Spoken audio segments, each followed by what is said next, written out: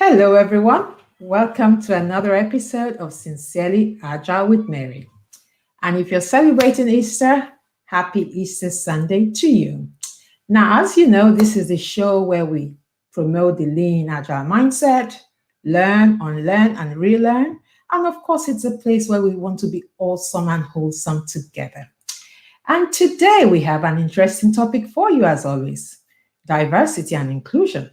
Now, we have been talking about this for a long time, and it seems like a subject we're going to be talking about for a very, very long time still. And today I have an amazing gentleman and a professional. I can actually say we are partners in crime in the agile profession, and he's here to do justice to just that. And I'm just going to bring Femi Odelusi to the screen. Hello, Femi. Hello, good evening, Mary. Hello, Good evening. How are you? Everyone. I'm very well. Thank you very much. I'm very well. It's great to have you on the show. Thank you for inviting me.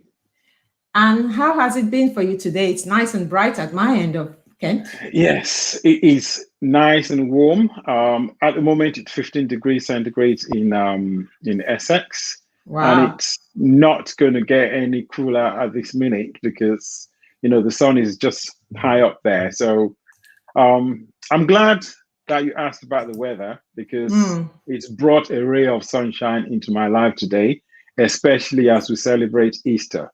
Absolutely. Absolutely. And what a lovely weather to celebrate Easter, isn't it? It is indeed. It is. Now, how have you been coping? Well, I assume you're referring to the global condition that we're all having to handle. Is that correct?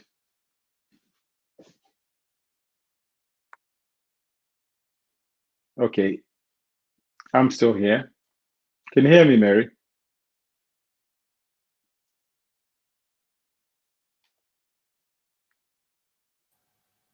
Okay, just loaded. Okay, I lost you there for a second. Yes, unfortunately, I did too. Yes. I was just going to say, how have you been during this COVID period? I've been very well, thank you. I've been working from home for the past, since the inception of our lockdown at the beginning of last year. And it has been challenging without a doubt because I love interacting with people. I love meeting people. I love sitting around the table having a coffee with people. But we've been doing it virtually. Now, that's not to underestimate the circumstances that we found ourselves in, because my sympathy goes out there to everyone who's been impacted in one way or another. Some people have lost loved ones. Some people are struggling to cope with, a way of life that they've not been used to. So I do have a great deal of empathy for those people, and I myself, I've had to adapt my personality to such the situation. And here I am. I've still got a smile on my face. Absolutely. I've enjoyed working from home, but like you said, I also miss the human contact. Now, let's see, we've got quite a few people joining us already. Let's see where they're joining us from. Can you just let us see where you're joining us from? Yes, happy Easter to you too. Happy Easter. Yes, happy Easter. Where are you, joining us from? It would be nice to know where you're joining us from. So and I'm actually beginning to recognize a few of the names. I can see people from Belgium. I can see people from Kent. I'm not going to name names, but they know who they are. So you are very much welcome. Thank you so much for joining us.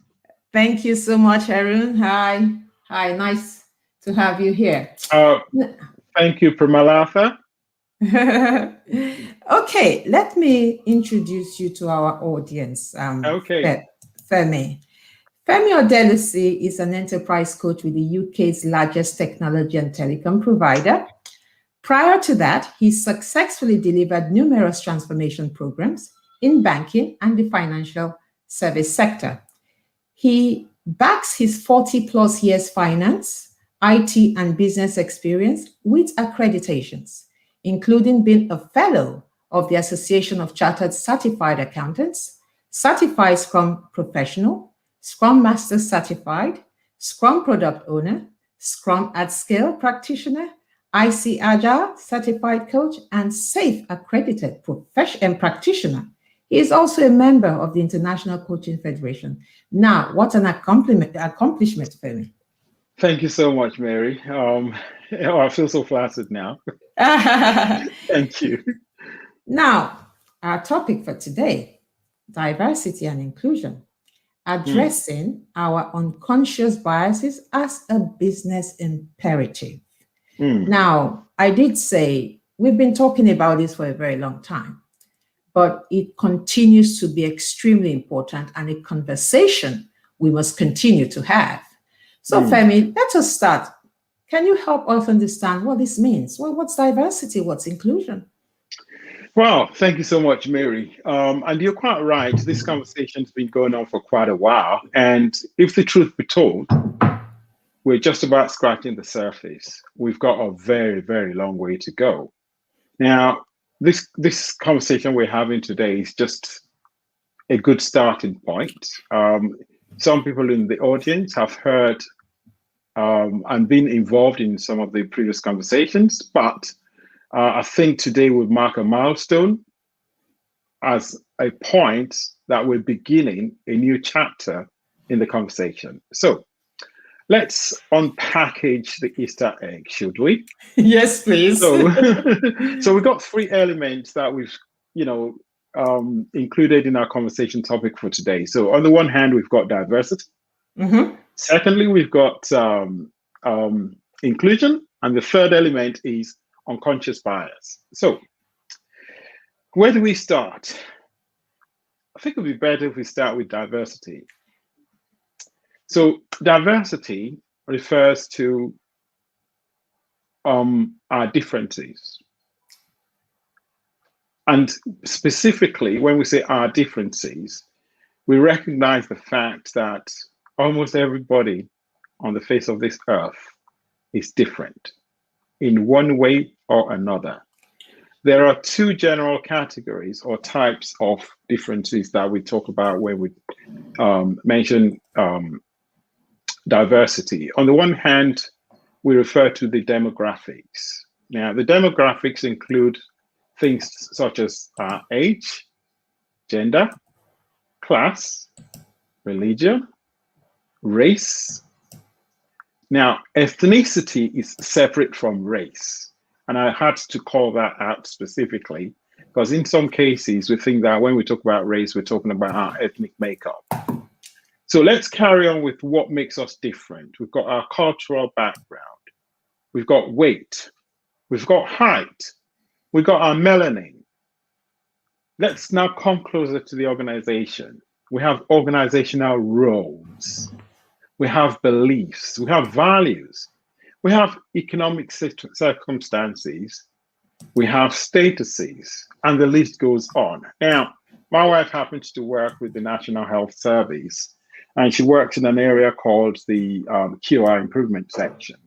And I actually got hold of one of her books yesterday, and they have a list of other things that a lot of people don't consider to be part of diversity. And these include things such as maternity and pregnancy. Believe it or not, that's part of our demographics, which comes under the banner of diversity. They also have things such as the gender reassignment status. They have our sexual orientation, and they also have things such as our disability status. So all of these form part of what our diversity is all about. It is what makes us unique. Now, let's quickly fast forward to the easier one, inclusion. That one is by far easier to identify. Inclusion is what makes us to be inclusive. Now, inclusion is different from exclusion. As we progress on this journey today, we will unpackage and try and unravel why is exclusion not the opposite of inclusion? They're two totally different things. Okay. Now, let's quickly touch on the third aspect, unconscious bias.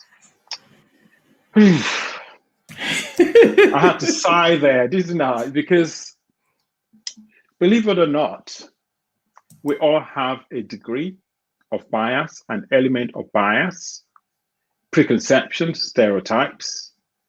Generally speaking, we categorize our bias into two different types. We have implicit and we have explicit. Which one is applicable to diversity and inclusion? Very, very difficult to say. But one thing we know that we try to address from an organizational transformation point of view is we try and work on our unconscious biases. Those are the ones that we don't know we have. Those are the ones that we need to identify. And those are the ones we need to work on. Interesting. Let's move further on. Interesting. Now, I know for a fact that you can achieve diversity and probably not have inclusion. So does one lead to the other? Now, I've got 3 questions in one here for you, quite packed. Okay. Now, does one lead to the other? If yes, which one leads to which? Can one exist without the other? Or are both an essential mix for business survival? Okay. Right. Let's I'm going to take a step back in my journey and refer to a phrase that was introduced to me in October by one of the participants in our session today. I learned the word homophily. Have you heard that before, Mary? Actually, I'm learning that today.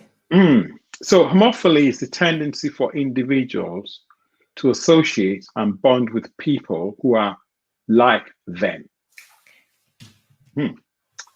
Now, when we talk about people who are like us, we generally tend to feel an affinity with people who are like us. It's a natural attraction. In some cases, it could be emotional, it could be sympathy, it could be a connection. It could be with a group or with an individual. Okay. Now, moving on to the question of which leads to which. Homophily doesn't exist on its own. You have heterophily, which is the opposite. And heterophily means inclusiveness. It means that we touch upon the diverse backgrounds or circumstances we have, and we use that as a leverage to come together. So, diversity and inclusion, are they one and the same? Definitely they're not. Does one lead to the other? Yes. Can one exist without the other? Yes. Which one? So let's unpackage that question. Can one exist without the other? As I mentioned at the beginning, diversity refers to our demographics. So I'm going to use a practical example that sits very well with you and I. Here I am, I'm a male, dark-skinned person. There you are, you're a female, lighter-skinned person. There we are. We've got demographics. We've got diversity, gender, height, and maybe a few other things. That on its own exists undisputably. It's a natural fact. Let's now take this step further to say, let's connect the diversity we have. Let's join the dots that we have. Joining the dots is an act that is intentional, it's inclusive, and it's something that is deliberate. We have to make that choice. I could sit here and say, well, I'm a tall male, Mary's a lady, I don't want to interact with Mary. Straight away, I've created a division. But by making a choice, by being intentional to say, we are going to collaborate, we are going to work together, we are going to be one, we have a degree of inclusiveness. So there lies the answer to your question about which one leads to which and which one can exist without the other. I would like to add, though, specifically with respect to inclusion, our demographics are a fact of life and they exist, and people are scattered in various parts of the world in one way or the other. Until we actually take intentional steps to interweave, we will not have inclusiveness. Absolutely. Okay, so and there you you have know, I absolutely love the way you explained that. Diversity is natural, inclusion is intentional. And this is why, as you were explaining that, I was thinking of organizations where you could actually go into some organizations and you can see that they're quite diverse. But the question is there inclusivity? Absolutely. So you could show me your papers. You can tell me, oh yes, it's a very diverse organization. When we do our recruitment, we always leave, a certain percentage for the ethnic, the BAME community and all of that. But Indeed. how inclusive are they within your organization? Very well explained there. Thank you very much, Femi. Thank you. Now, why is this subject matter so close to your heart? Because I know you write a lot of articles about D&I. Tell us why. I mean, because we all have something we're passionate about. Why this for you? Yeah. Thanks so much for that, Mary. And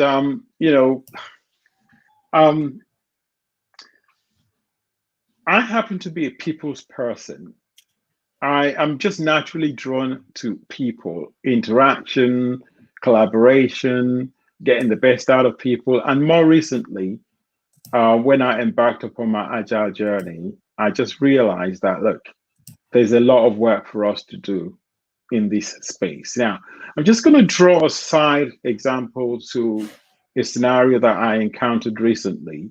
I received an email for one of the financial accounts that I have, a building society, and it's time for elections of new officers, or some of them put up for re-elections. So I clicked on the link and it took me to the page where the bio of all the candidates were listed. My heart sank because they were all white male with the exception of two, and the two were white females, right? And this is a large financial institution, and they were not representative of the demographics, and kind of touched my heart. And to answer your question, I'm always looking out for simple little things such as this to see, what organizations are doing, because, I'm on a mission. Yeah. And, a lot of organizations recognize the fact that they need to do something about it, but some others don't really want to do anything about it. But it's not a matter of whether they want to do anything about it. It's for us to actually now initiate change. We are the agents of change. We're the ones who are going to bring about the change. So, just to add a little bit more, I'm an agile practitioner. I help organizations in their drive towards having better diversity and inclusion strategies, and working with them on how they eliminate unconscious bias. It's a socio-organizational issue. It's not an organizational issue. It's socio-organizational, because a lot of them require cultural overhaul. Okay. So more recently, I've been collaborating with the leadership of organizations. And in my collaboration, I emphasize that, look, we have to be comfortable with uncertainty. We have to make sure we treat everything as an experiment. We have to draw on the collective intelligence of our demographics. We have to make decisions that optimize for the many, not maximization for the few. And we also have to cultivate bold leadership at all levels within the organization. Wonderful, Femi. It's a subject close to your heart, and more so that you are an agilist. I can really understand why you're pushing for this. Now, I'm highlighting this question here. Hey, Femi, great points about conscious and unconscious biases. You mentioned we are working on the unconscious biases. Would it make sense to also work on the conscious ones? Do you want to respond to that before we move on? Absolutely. My very good collaborator, Charles Louis, he knows why he asked me that question, because we've been having these conversations, and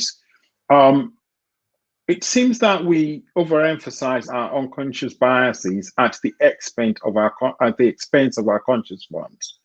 Now, we've seen what's been happening globally, but probably more in the United States of America in the last 12 months. And we've seen how conscious biases are played out in the public domain. Need I say anymore? Enough is enough. We've now recognized that the power is actually with the people to bring those conscious biases that have been utilized as weapons for so long. Now is the time that people are now, saying, right, we've had enough of it. Now we have to make sure that we do something about it. So I hope that, Charles Louis, that answered the question about, how we're going to work on our conscious ones. If it doesn't answer the question, I know we've got limited time today, but I know we've got many more conversations lined up, some of which you are also spearheading, Charles Louis. So let's wait for what more we can unpackage today. And if we don't have the answers, we'll take it up further in our next sessions. And, based on what you just said about all of this playing out right in front of us, yes, I have another question for you, but just before that. Okay. Today, I have a background to that. Today, at the drop of a hat, an organization can go from top to rock bottom if they get it wrong with diversity and inclusion. Yes. Now, millennials especially, leveraging the internet and social media, will eat them for breakfast. Mm-hmm. We have had several demonstrations recently on the issues of race, and social media has played a huge part in amplifying these causes. Now, my question to you is this. Here's my question, I'm just going to bring that up. Do we have social media to thank for magnifying these issues and getting organizations to step up on diversity and inclusion? Very thoughtful and very emotional as well at the same time, because lives have been lost, lives have been destroyed. So many things have happened on the part of organizations on the one hand, but institutions on the other hand, because they are different. Yeah. There have been institutionalized behaviors for hundreds of years that have gone unaddressed, that have been used as opportunities to subjugate several strata of society. To answer the question specifically about whether we have social media to thank, absolutely yes. I say one thing to people. I say it takes 100 years to build a brand, but can anyone guess one thing that can destroy it? And that one thing is so small. I'm going to pause for 2 seconds and see whether anyone can guess. Let's see what our audience have to say to that. Yes. Let me go to the comment section. So can you please respond to what Femi just said? Do you want to repeat that, Femi? It takes 100 years or more to build a brand, but specifically within the context of social media, it takes one something to destroy it. What could that something be? I have my idea of what that could be, but I'd like our audience to respond. If you can hear Femi, please, can you respond in the chat?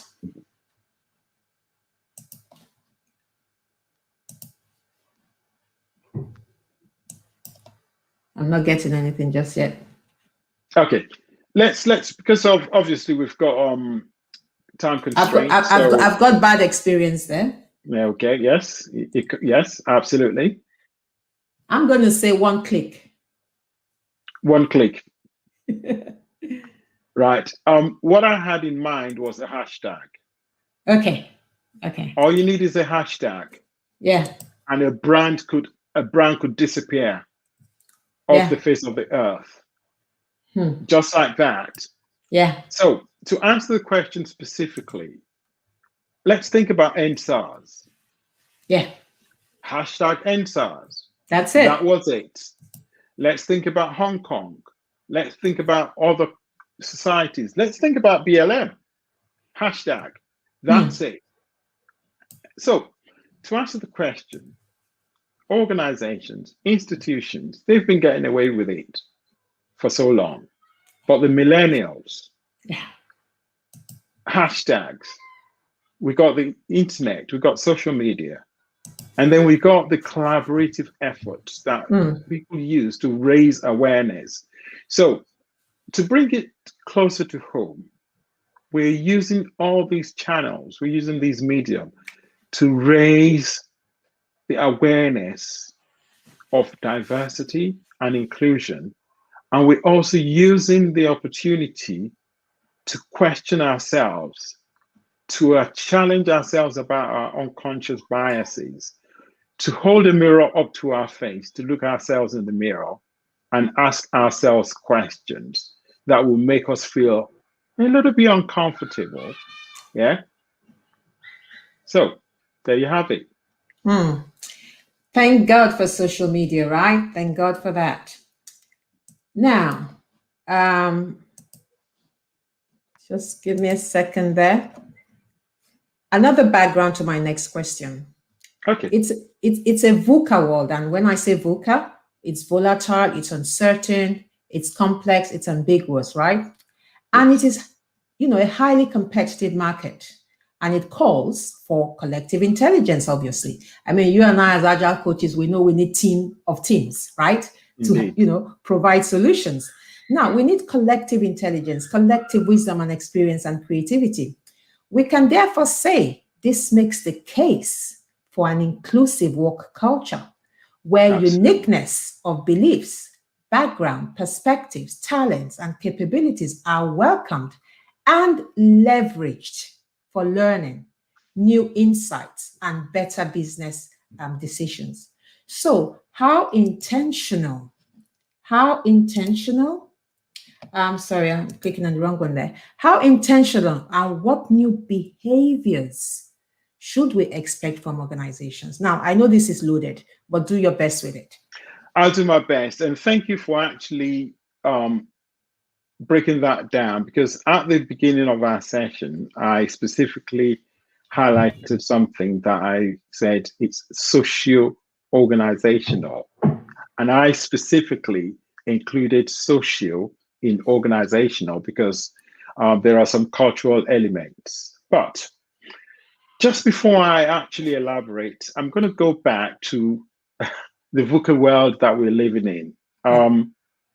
Not everyone will be familiar with VUCA, so I'm just going to do a little bit of justice there and explain at a very high level. So VUCA is VUCA. The Mm-hmm. V stands for volatility, and that is referring to the accelerating speed of change and the instability that it creates. We are living in volatile times. The U stands for uncertainty. There is a lack of predictability, and that lack of predictability causes uncertain outcomes. We can't plan for 12 months, for instance. Our long-term plans are of very little use.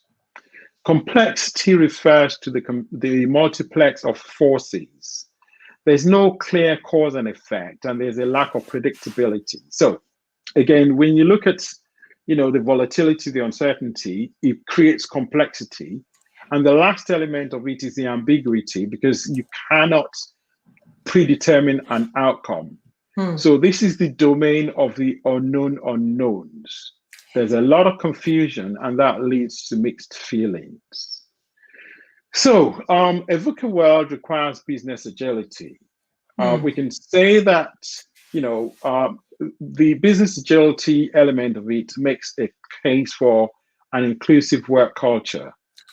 And for an inclusive work culture to exist, we've got to make sure that the leadership of the organization, they generate new insights, and those insights enable them to make better business decisions. Now, I can see people thinking in their mind, but how do they go about it? First and foremost, there's a need for uniqueness of beliefs. Secondly, we need to have an embracing of backgrounds. Thirdly, there's got to be sharing of perspectives. And then finally, utilization of talents and capabilities has to be effective. Now, let's park that there for a minute and let's think about what we do when we collaborate with leadership and how we guide them towards being an inclusive leader. I'm pretty sure that a lot of us have had experience of working with leaders who sit in their tower, their ivory tower, and expect things to happen. And things don't happen, and they start to question, but I've hired an agile coach. Why can't they just fix everything? No, no, no, no. We start with the leadership, we collaborate, we work together in an attempt to make sure that they become an inclusive leader. By being an inclusive leader, first of all, they need to be curious. They need to have an open mind, and they need to have a desire for exposure to different ideas. Secondly, they need to have courage. They must be ready that the boat will be rocked. They must not be afraid. Thirdly, they need to have a commitment. Cultural change takes time. Yeah. Cultivating a diverse, inclusive workforce takes a lot of time and a lot of energy. As we said earlier, it's intentional. Fourthly, there has to be a lot of collaboration. Inclusive leaders must understand that for collaboration to be successful, the team members must first be willing to share their perspectives with them. So leadership, team members, they've got to work in unison. They have to share ideas. Leaders must also set their biases aside. And finally, what more can I say about cultural intelligence? When we talk about intelligence in organizations, there's a lot of emphasis being placed on emotional intelligence, on social intelligence, but in a lot of cases, they forget about cultural intelligence. There's a need for leaders to be aware of other cultures within the organization. Cultural sensitivity, it's so important. Indeed. And it's even more so now that even we're working, remotely and we're mostly online. It's just as important. A lot of people think it's only, when you're traveling or when you have to, go somewhere and work as an expert. You can really get a lot of culture shock if you don't, do your homework properly. So cultural sensitivity is extremely important. And I'm so happy you started with leadership. They need to eat their own dog food. They need to lead by example, and they need to know that what they do is infectious, right? It is infectious, and that they set the tone, and we need to be intentional about it. Like I said when I started, it's a VUCA world. It's so volatile, it's complex, it's ambiguous. No one person has the answer today. Indeed. No one person has the answer. That's number one. Number two, it has become a small world. Now, COVID-19 has even made it smaller now. It was always a small world, but COVID-19 has made it smaller. So you need that diverse perspective as an organization to thrive. So it is an advantage for you as an organization to leverage the diversity, that your organization has to offer. And use that as a competitive advantage as opposed to excluding them. But unfortunately, a lot of people still don't get that. Now, but having said that, Mary, said that, just quickly on that point, having said that, if it was that easy for leadership, you and I would be out of work. Well, I know. I know it's not easy. Which is And why they need us on which that is why journey. they need us, and which is why you said it's not easy. And culture is a dark constraint. Absolutely. Culture is a dark constraint. You don't see it. It's not, but it can, I mean, the consequences are far reaching. And that is Indeed. why they need people like you and I to help them. And it is a Absolutely. journey. It is Yes. definitely a journey. It does take time. I mean, it's a long journey. It's a long journey. It is. Yes. I was talking to someone on the show the other day, just before we came on the show, and we're talking about how long it takes a transformation. And he said, you know what? It can take a good 10 years for you to change the culture of an organization. I think you and I were chatting one day, Yeah. and I said, "Oh, I'm looking at 5 years," and you said, "Femi, what do you mean 5 years? It takes Yeah. up to 10 years in some cases." And I said, "There you have it." Absolutely. Yeah. Absolutely. Absolutely. Okay. Let's see what our audience are saying. I've got they must not be afraid. Once again, the point, and with beautiful kindness, Femi. Yeah. Thank Yes, you. absolutely good point. And I think the point he's also making here, I think people should, just embrace it, be open. I mean, it's like when you're traveling anyway, you're going out there to explore. Why don't you explore your organization? Explore the Absolutely. diversity within your Yeah. organization. What is there to be afraid of? Yeah. Yes, that's I a mean, good point, Louise. I have a few more nuggets that I actually Yeah, want to share. please do. I coined a phrase that I call the bees. I Uh-huh. mean, thankfully, it's now getting to summer, and we're going to have a lot of bees around. But when I use my bees, here we have it. Okay. Now, first of all, be curious. Mm, Start with why. mm, Why? mm, Be curious. Go from drama to karma. hmm, Be intentional and stop giving instructions. mm-hmm. Be safety conscious. Yeah, We need psychological safety at work. absolutely. Be fearless. We need to create a culture of fearlessness. Mm-hmm. Recently, you shared with me a video by Dr. Timothy R. Clark, where he Yeah, was talking about the 4 stages of psychological safety. absolutely. He's That amazing. that for me was a mind blower. It opened my mind to a lot of things that I didn't know about Mm, previously, and mm-hmm. I've learned from him. Now, going on my bees journey, be trusting of people. VUCA demands that enterprises must avoid outdated, top-down, traditional way of thinking and working. We've all seen Dan Pink's The Drive, where he talks about autonomy, mastery, purpose. Mm-hmm. Very important. We also need to be mindful of emotional intelligence.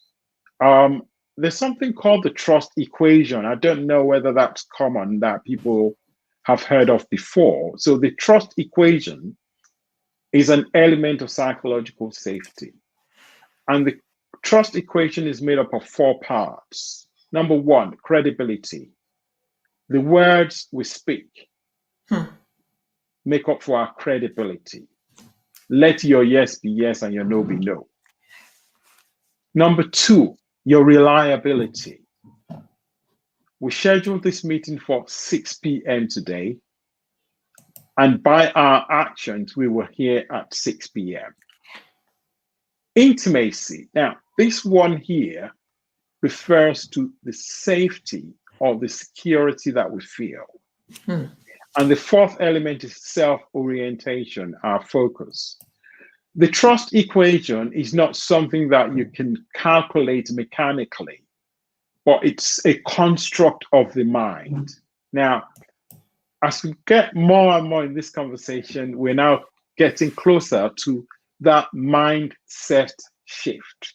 Yeah, And that's what leadership needs. They need absolutely. to take emotional intelligence, social Mm-hmm. intelligence, cultural intelligence, Mm-hmm. psychological safety, trust equation.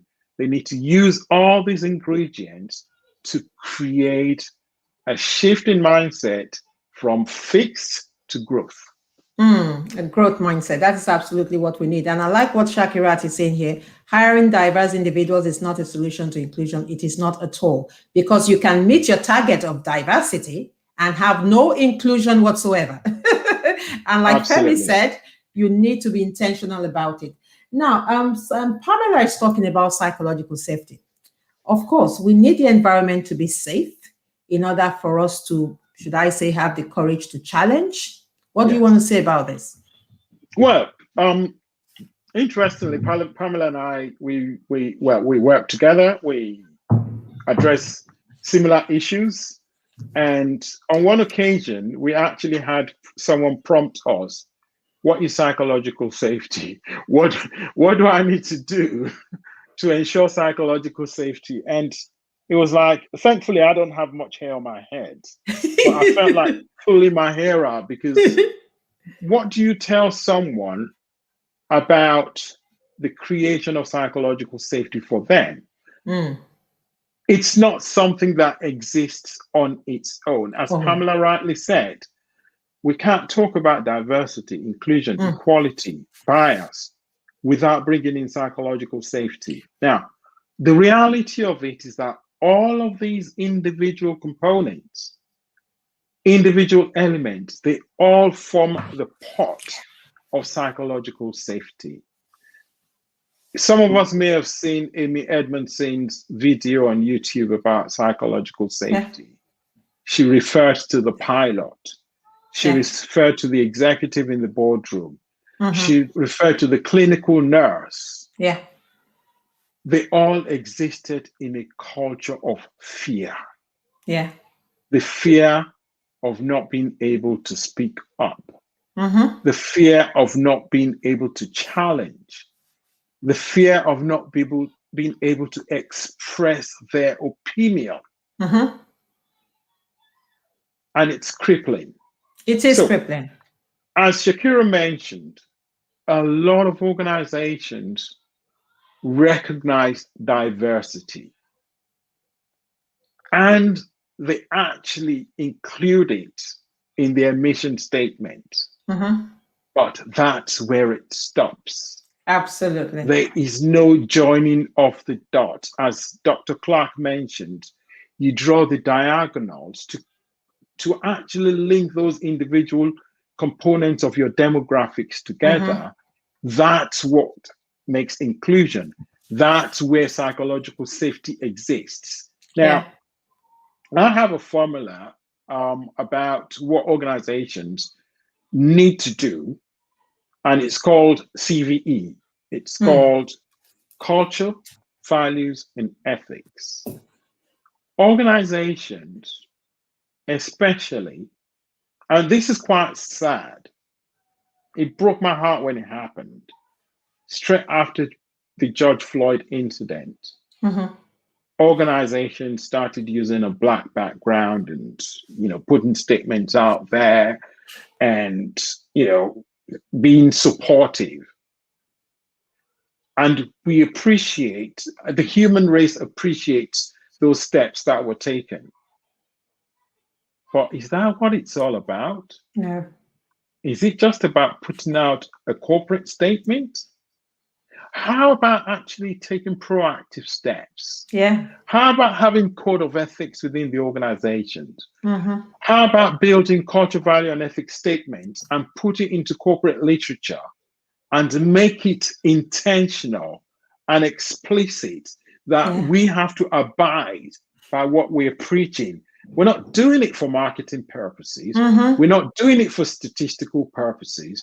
We're not doing it to gain, what do they call it in social media parlance, when you gain followers. Yeah. Well, no, that's not what it's all about. This is not a game. This is for real. We need inclusive workplace policies. We need protection for the people with disability.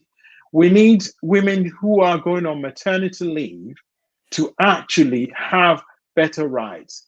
We need the other gender who need paternity leave to also have equal protection and rights. We need equity within organizations. Now, I was actually going to cross-reference to something earlier on. As you mentioned, I'm a member of the International Coaching Federation. The ICF, and as far as I know, there may well be others, but the Chartered Association of Certified Accountants, they have code of ethics that members sign up to. I think IC Agile has also already, I think Shane, recently, we've signed up to code of ethics. Now, I'm going to read the code of ethics by the ICF. They define equality as a situation in which all people experience inclusion, access to resources and opportunities. And here's the thing, regardless of their race, ethnicity, national origin, color, gender, sexual orientation, gender identity, age, religion, immigration status, mental or physical disability, and other areas of human difference. That's an exact quote. Now, their code now goes on to say something about systemic equality. Mark the word there, systemic. They define it as gender equality, race equality, and other forms of equality that are institutionalized in the ethics, core values, policies, structures, and cultures of communities, organizations, nations, and societies. Now, what am I saying here? They haven't actually adopted a policy. They've intentionally put code of ethics in their corporate literature, and members sign up to it. You cannot be a member of the ICF if you do not sign up to the code of ethics. That's what organizations should be doing. They have to make sure that employees sign up to culture, value, and ethics statements. Fantastic. If you contravene these ethics, then you face disciplinary measures. Absolutely. And that's as simple as it is. And I'm happy you went through all of that. And I'm also happy you talked about Amy Edmondson. Now, psychological safety, this is so important to me. My, dissertation for my MBA was on psychological safety. This is so important because without a voice, we create a lot of disaster. And you talked about the pilot situation. You talked about the hospital situation. Now, if, for example, you're in a digital space and you need to release a dating app, say in 2 weeks' time, and you miss that deadline, I mean, for marketing purposes, that is bad. For return on investment, that is not good enough. But I mean, there's no life or death situation involved, right? Yeah. We'll release it whenever we release it, right? Okay, fair enough. Now, when we start talking about, situations like a hospital scenario, then we're getting really serious here. Imagine that nurse, and I'm using Amy's example here. Yes. Imagine that nurse that felt uncomfortable to take interpersonal risk because of what she had experienced with regards to a doctor talking down to another nurse. Yeah. Imagine that co-pilot, that junior pilot who felt, you know what? I should be telling this man this is wrong, but hey, I've just said it and he said he knows. That crash would never have happened if he had listened. And we're talking about the death of about 570 people. That is serious. It is, absolutely. That is serious, all because someone's voice was not valued enough. Okay, so when we talk about psychological safety, it is so important, and we need people's voices to count. Indeed. We cannot stress on that enough. If you do not create a safe environment, people will go mute, and it might not be to your advantage at all. So that is so important. Yes. Now, let's quickly tackle the last part of it because we're coming to the hour. And this says, everyone apparently holds unconscious bias, but is this always a negative thing? Interesting one, right? It is indeed. It's the way we're born. Unconscious biases are attitudes or stereotypes that affect our understanding, our actions, and they form opinions, and they enable us to make decisions in an unconscious manner. You know, you come across a junction, you're faced with the option of turning left or turning right. You see a group of people hanging out in the section where you turn right. If you turn right, you cannot avoid them. You have to go through them. What do? Now, hold that thought there for a minute, because I referred to a group of people. Yeah. I did not refer to any demographics about them. If we now go further and say, you can't see the face of the people because they've got hoodies up, and some of them have got skateboards and some have got bicycles. Straight away, what are we doing? I'm building some stereotypes. Absolutely. I've not said anything about how young they may or may not be, but straight away we've thought that they might be teenagers. And straight away we're thinking they're up to no good. Now, that scenario may cause an individual to go left in order to avoid them when they go right, even though right is the option they would have normally chosen. So we hold these unconscious biases. They affect our daily decisions. The important thing about them is, how do we translate our unconscious biases? What do we do with them? How do we actually eliminate our unconscious biases that cause us to make negative decisions? I call them negative. You know, we all hold them, and we, one way or another, make assumptions. And it's even worse in certain parts of the world because of what they label as terrorists. If you fit certain characteristics and you go to some countries, immediately you're pulled aside. Immediately you're treated differently. Now, what makes us have these unconscious biases? What are these unconscious biases? How do we, I'm not even talking about working on them yet. How do we know that we have any form of an unconscious bias? Any suggestions from the audience, please? Can you read Stella's comment there?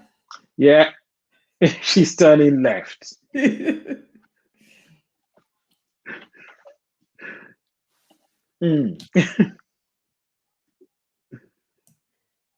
And you know, the comment Stella just made there is the reason I'm also asking that question, because I thought it was an important question to ask.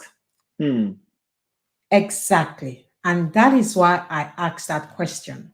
And that is why I'm saying, is it always wrong? Because it's important that we take that away here. I think the context also matters. And of course, our society also helps us frame those thoughts, right? So I'll pass it back to you. Let me just think about that left and right situation. And there were a group of people who were gathered. And what was happening in their gathering, the subject didn't know. Let's now explore a little bit of what happened there. The individuals who gathered around someone who was on the floor, and they were administering CPR to that person. And one of them has placed a call to an ambulance because they actually arrived at that scene and they saw someone who appeared unconscious. And they were administering first aid to that person. and the ambulance came shortly after, and they thanked the youngsters because they saved the person's life. There you have it. What can we say? Yes, Femi, there we have it. But how was I to know that? Absolutely. How was How I were to you to know know that? that? How was I to know? Because I know what I see on telly every day about youngsters with Yes. hoodies on, right? And we hear Yes. about gangs, and we hear Yes. about knife crime and all of Yes. that. And then Yes. I'm supposed to be turning right, and I see that image. Like Stella Yes. said, I'm going to be turning left. Okay, Yes. because So I do not have the privilege of even seeing anyone on the floor, let Mm. alone conclude what they are doing. So this Yes. is now survival instincts for me. Without a doubt. And I totally agree with in a lot of cases where we have unconscious biases, when they're at play, sink or swim kicks in. Yeah. We just make split-second decisions based on instinct, based on preconceptions. The Yoruba people in Nigeria say one thing which roughly translates to the fact that if an elderly person falls down, the first thing they do is they look backwards. But a young person will look forward, ahead of them. So our preconceptions are based on an accumulation of what's happened to us in our lives. Someone who's been a victim of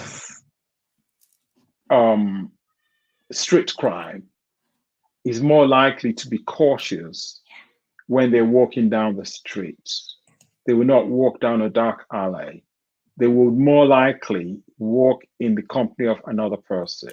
So we cannot eliminate our survival instincts.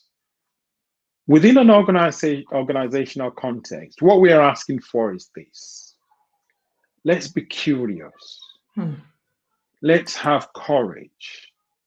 Let's be committed. Let's collaborate. Let's be cognizant of our biases. There is no right or wrong answer when it comes to bias. There is no right or wrong. But let's identify our own biases and let's use them as ways in which we make decisions.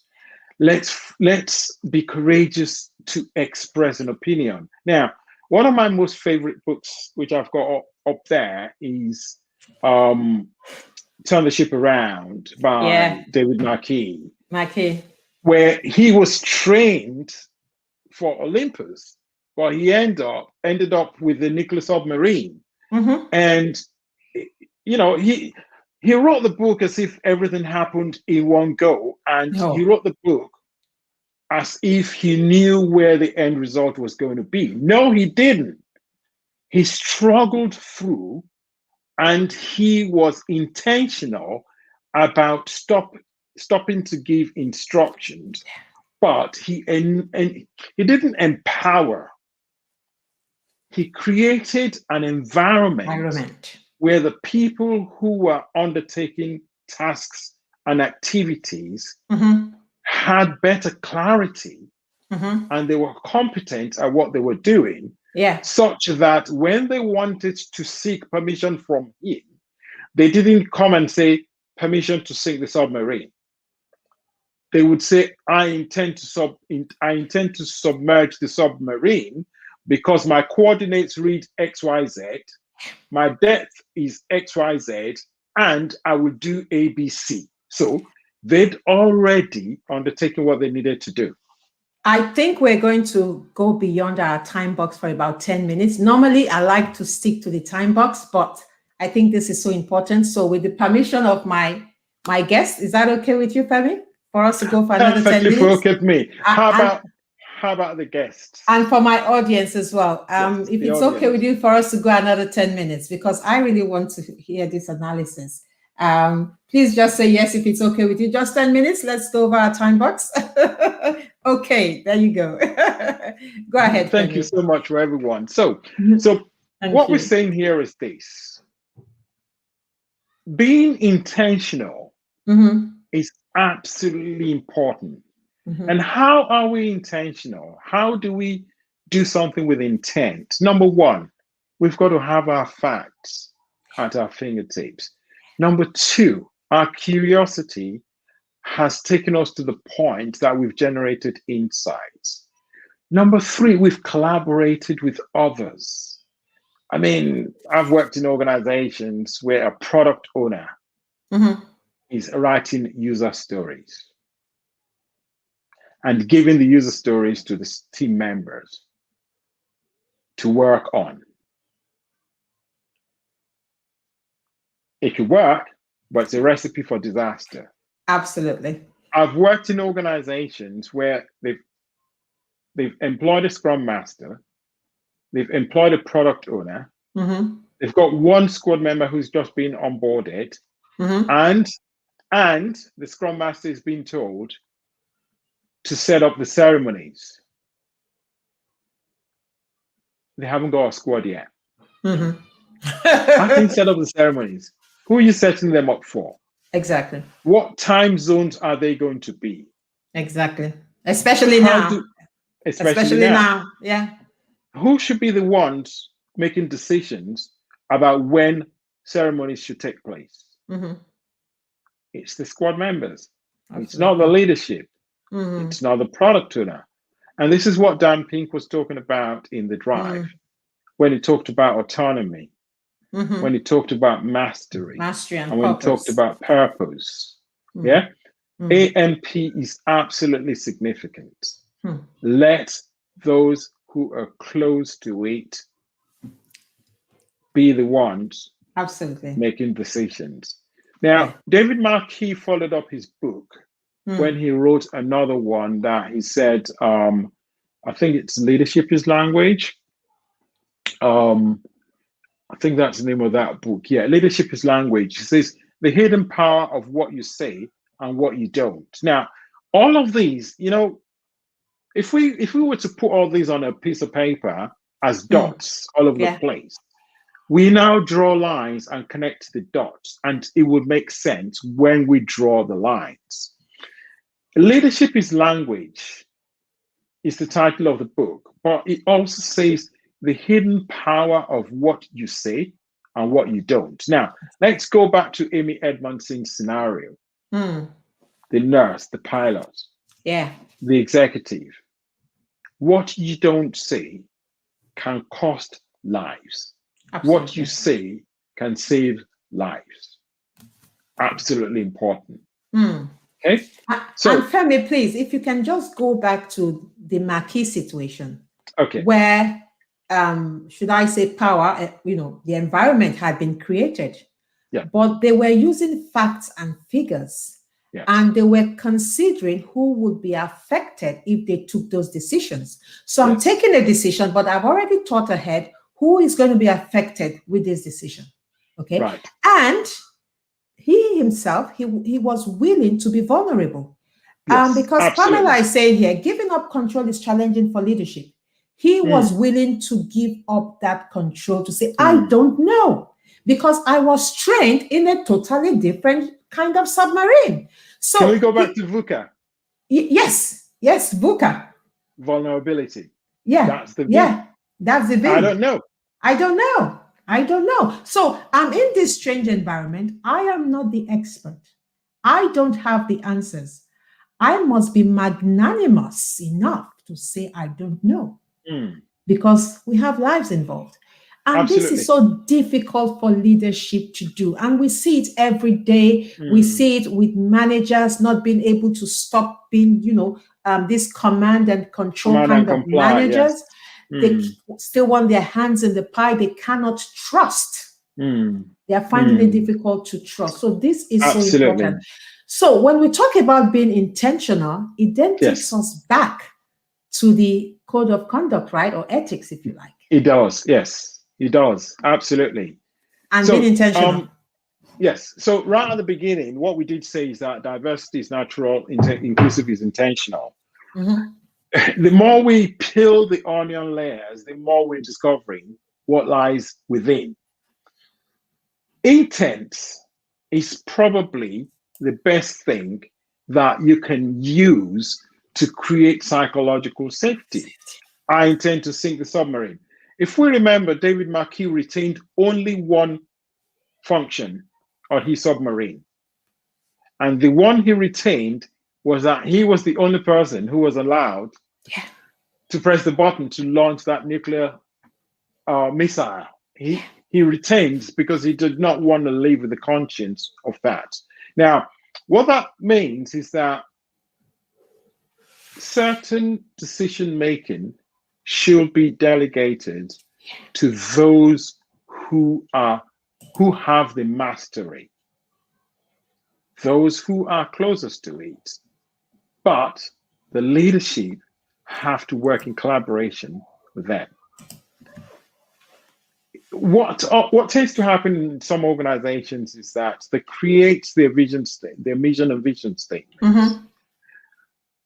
They create value streams, Mm-hmm. and then they create, well, what some organizations call divisions, teams, tribes from those value streams. Those value streams and the tribes are sometimes aligned like this. Okay, so you got mission, vision, value statements, they are aligned. That happens with the leadership. You now decompose those value stream statements into epics and features, and the features now go down to squads and teams. But they are here. You see the difference? They're not aligned. And we need alignment. We do need alignment. What we do as agile practitioners, we bring alignment such that what happens at leadership level and what happens at team level are perfectly synchronized and aligned. Absolutely. And there's that constant movement up and down. Sometimes it goes sideways, top down, bottom up, sideways. Now, in most transformations that fail, number one, you have the culture of fear. Number two, you have the culture of command and comply. Number three, you have the culture of diversity and no attempts being made towards inclusiveness. Number four, you have a culture of extreme forms of unconscious bias. And I say extreme forms here because we recognize that bias exists. Yeah. But when it's extremist, that's where the problem lies. So what we aim for in our works with leadership is to actually coach them. And here lies an important element of what happens. Now, there's a book that I've been reading recently by late Sir John Whitmore. It's called Coaching for Performance. And it basically articulates the principles and practices of coaching and leadership. Who needs coaching more in an organization? Is it the team members or is it the leadership? I'll say everybody, but obviously we need leadership to take, to show the direction. Say, Absolutely. You know what, this is the tone. We need them to set the tone. We need them to, eat their own dog food, like I say. So it's so important. We've got just, less than a minute. Okay. What I'm taking away in summary from this is we don't necessarily have to centralize everything, but we need to know what to delegate. And I like the way he kept the launching of the missile or whatever to himself. So it's about knowing what to delegate and what to keep to yourself. Now, it's been such an awesome conversation. A big thank you to our guest, Femi Odelusi. Thank you so much. Thank you to everyone that has showed up today. Please, if you have not already subscribed to Sincerely Agile with Mary, please do subscribe to our YouTube channel. And thank you so much for everyone that has been here today. Thank you for constantly showing up. And I hope I don't even have to hope. I know you have done justice to this conversation. Oh, So thank you very much. Just a very quick one on that. Yeah. I noticed that there might be a lot of questions in chat Yeah. that we didn't get round to. True. By all means, please connect with me on LinkedIn. Yeah. The other thing is that Mary and I work collaboratively, as well as a few people who have joined us today. The conversation does not end here. Please, let's keep talking. Let's keep collaborating, and let's keep working together. Yeah, absolutely. How long would it take us? I don't know, but we know we're going to get there. And we must keep talking, especially about diversity and inclusion. We are making progress, but there's still so much to be done. So thank you, everyone. Bye-bye. Thank you so much. Thank and have you, a good Femi. evening. Yes. Thank you. Bye. Bye. Bye.